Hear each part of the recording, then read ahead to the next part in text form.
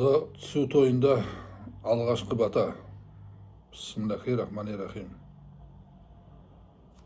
Сөз патшасы бисмилла, бисмилла бітпес мың жылда, бисмилла деп бастайын жиналған қауымға бақыт деп.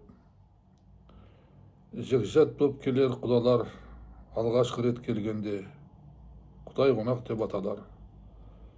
Ниетіміз шығып бір жерден, төс қағыстырып, қауышып, құйрық бауыр жеген соң, құдалықтың мөрі қойылар. Қонақты күту ежелден, бабалардан келген мұралар. Күйеуге беру сүннет деп, құдаларды төрге шығарар. Айналайын қонақтар, сіз біздесіп сыйласып, татулықта өмір сүрейік. Жас отауды сынамай, ақыл айтып қорғайық. Аумин. Алда лайк басатын белгі бар, басып жазылсаңыздар құп болады. Маған бата таратуға, сіздерге сауап алуға. Рахмет. Аумин.